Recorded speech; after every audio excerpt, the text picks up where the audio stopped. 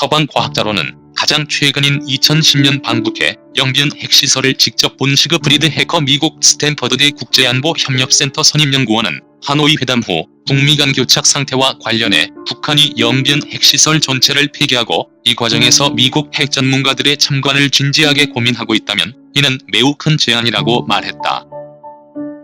북한이 100% 영변 핵시설 내 플루토늄과 우라늄 농축 시설을 폐기한다면 큰 제안이지만 도널드 트럼프 행정부는 하노이에서 영변 전체가 아니라 일부만 협상 테이블에 올라왔다고 반박하는 등 북미 사이에 진실 공방이 이어지고 있는 상황에서 이 같은 반응을 보인 것이다.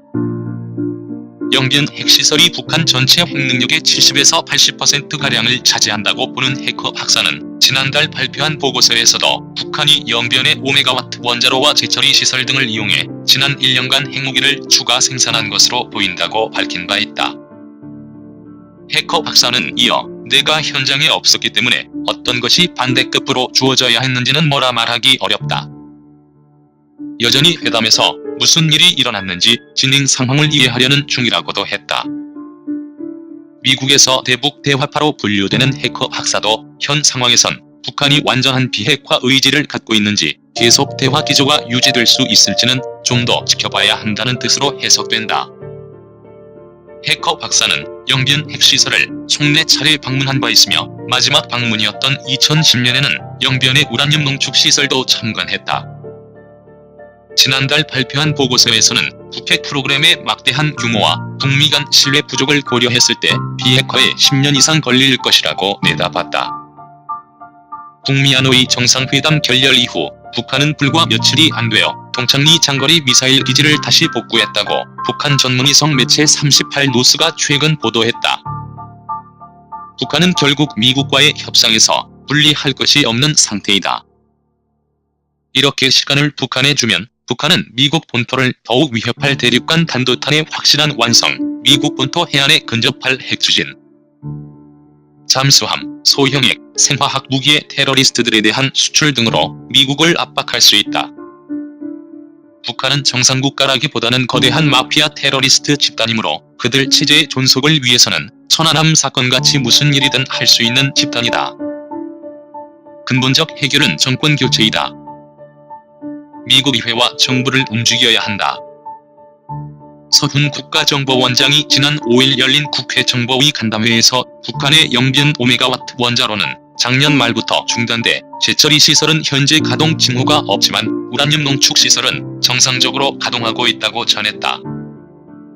지난해 6월 제1차 미북 순회회담 이후 미국의 일부 언론과 연구기관에서 북한의 우라늄 농축이 계속되고 있다는 의혹을 제기한 적은 있지만 한국 정부가 확인을 한 건 이번이 처음이라고 한다.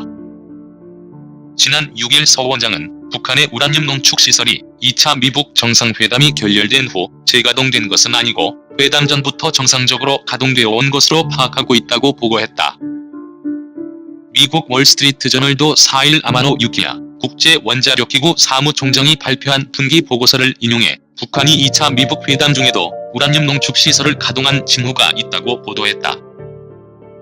핵 전문가들은 북한은 농축 우라늄만 확보하고 있으면 영변 핵시설을 폭파하더라도 다른 곳에서 단기간에 핵무기를 만들 수 있다. 미국은 북한이 우라늄 농축을 계속하는 한비핵화 의지에 대해서 회의적일 수밖에 없을 것이라고 말했다.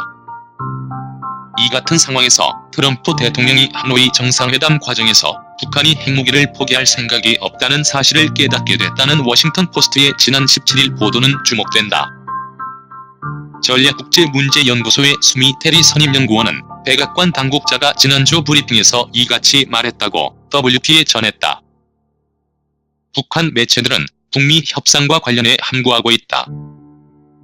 최선희 외무성 부상이 지난 15일 평양 주재 외교관들을 상대로 한 브리핑에서 북한은 미국과의 협상을 이어갈지 미사일 발사 중단을 유지할지 등을 곧 결정할 것이라고 밝힌 것도 보도하지 않고 있다. 이런 상황에서 북한 노동당 기관지 노동신문은 지난 14일 자력갱생을 주장했고 김정은 위원장은 지난 6에서 7일 평양에서 열린 제2차 전국당 초급 선전 일꾼대회에 보낸 서한에서 자력으로 보란듯이 미래를 개척해 나가는 우리 인민의 힘을 그 무엇으로서도 억제할 수 없다고 언급했다. 북한은 내부적으로 추후 행보에 대한 숙고를 이어가고 있다는 관측 속에서 중국, 러시아와의 교류는 지속하고 있다. 조명균 통일부 장관은 18일 국회의회 통일 업무 현황 보고에서 북한이 완전한 비핵화 입장을 강조하면서 중국, 러시아와 접촉을 늘리고 있다고 말했다. 이 같은 행보에 대해 북한이 김정은 위원장은 신년사에서 밝힌 새로운 길을 놓고 고심하고 있다는 관측이 나온다. 이는 미국에 대한 기대를 접고 국제사회를 상대로 자발적 비핵화 의지를 보이면서 중국, 러시아와 협력을 강화해 자력 갱생의 길을 가는 것이라고 전문가들은 진단한다.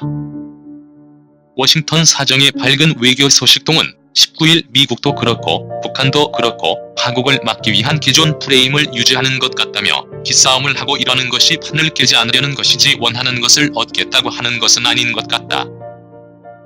기대를 반은 접은 것 같다고 말했다. 북미 모두 협상의 판을 깨긴 쉽지 않다. 김정은 위원장은 경제 발전 성과를 주민들에게 보여야 하는 상황에서 핵실험이나 미사일 도발을 하게 되면 추가 제재를 받아야 한다. 대북 협상을 시작했고 협상 성공을 공언해온 트럼프 대통령은 심대한 정치적 타격을 받을 수밖에 없다. 양측 모두에서 협상에 대한 기대가 낮아진 것으로 보이지만 의지를 꺾었다고 볼 수는 없다는 진단도 있다. 김동엽 경남대 극동문제연구소 교수는 미국은 지금까지 북미 협상 방식이 자신에게 불리하다고 판단해 판을 새로 짜서 대화를 하자는 입장이고 북한은 그렇게 못하겠다며 버티는 것이라고 말했다. 김 교수는 양쪽이 재포지셔닝을 확인하는 것인데 이건 회담을 할 자세가 돼 있다는 것으로 볼려지도 있다. 양쪽 다 그 상황에서 불리하다고 보면 못 가는 것이다. 두 의미를 다 가지고 있는 것이지 이것이 현상 유지로 가는 것이라고 현재 단정할 수는 없다고 덧붙였다.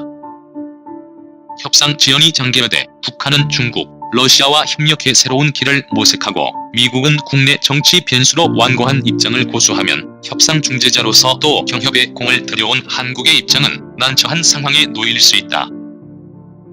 외교 소식 등은 북미 간 실무 협상이 재개되도록 해야 하는데 앞으로 한두 달이 중요하다고 말했다. 현재 헌법으로는 김영남이 북한 대표.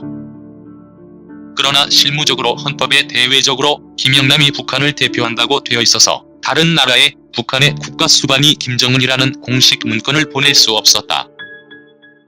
법을 중시하는 서방나라 국가수반들은 김정은이 아니라 김영남 앞으로 의례적인 축전이나 서신을 보낼 수밖에 없었다.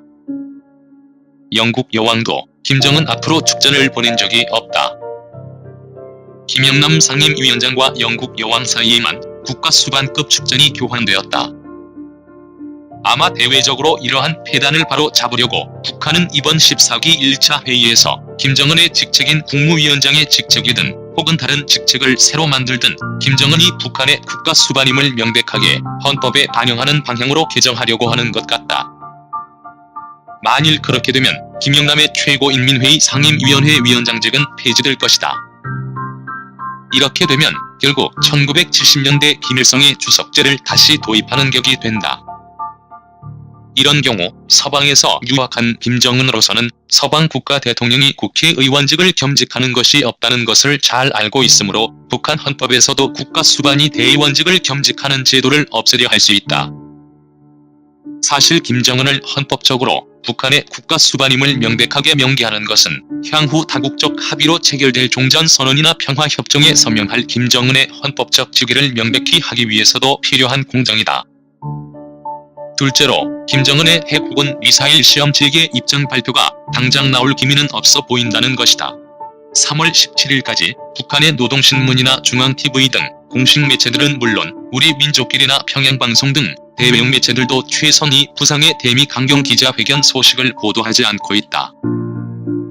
특히 북한이 평양에서 진행된 최선희 부상의 기자회견에 북한 언론들을 대거 참가시켜놓고 그 내용을 보도하지 못하게 하고 오히려 외국 언론들을 통해서 소식이 알려지게 하는 것은 최 부상의 입을 통해 대미 압박 공세를 높이면서도 동시에 협상판을 깨지 않으려는 북한 나름의 전술로 보인다.